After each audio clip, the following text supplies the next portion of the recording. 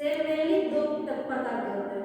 पहला का नाम होता है यूनिसेलुलर और दूसरा का क्या नाम होता है मल्टीसेलुलर। ऐसे जैसे बैक्टीरिया है वो कौन सेलुलर है, मल्टीसेलुलर यूनिसेलुलर, एक कोषीय है यूनिसेलुलर है। और जैसे हम मानव हो गया, पेड़ पौधा हो गया, ये सब किस में आता है मल्टीसेलुलर बहुकोषीय। असंख्य सेल से हम लोग का शरीर बना हुआ है। तो अब सब आप लोग को पता चल गया, कोई बता सकते हैं कि हम लोग कौन सा यूनिसेलुलर या मल्टीसेलुलर? Multicellular, very good. अब हम लोग चलेंगे, अच्छा कोशिका का आप लोग डेफिनेशन बताइए, परिभाषा।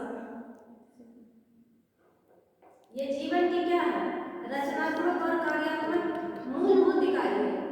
क्योंकि ये जो स्ट्रक्चर देख रहे हैं, अगर सेल नहीं होता तो ये स्ट्रक्चर हम लोग का ऐसा नहीं होता। तो ये स्ट्रक्चर बनने के लिए किसका जरूरत पड़ता है, सेल का। और एक सेल का नहीं, ग्रुप ऑफ सेल।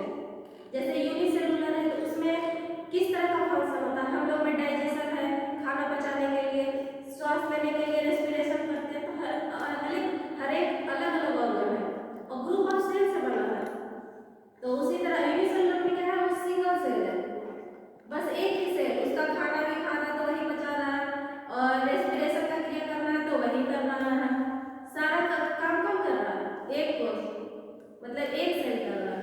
लेकिन हम लोग में क्या कर रहा है, multicellular, means multi cell मिलके हम लोग का वर्क कर रहा है एक ऑर्गन के सिस्टम में। अब हम लोग आगे चलेंगे, ये परिभाषा जान ली।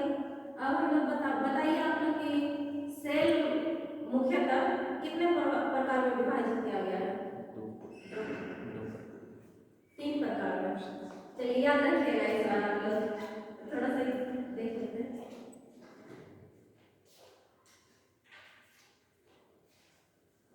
देखिए क्या है, ये प्लाज्मा मेम्ब्रेन है जिसको हिंदी में कोशिका झिल्ली कहते हैं।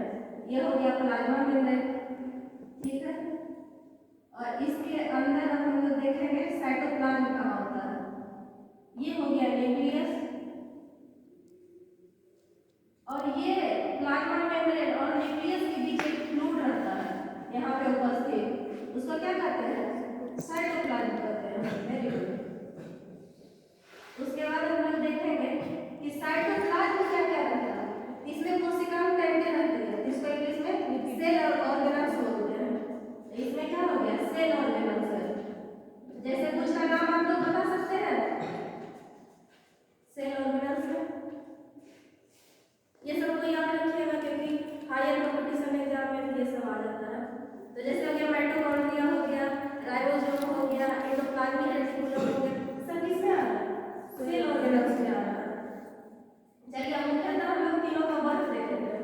प्लाज्मा मेम्ब्रेन कोशिका झिल्ली का क्या यूज है, कोई बता सकते हैं?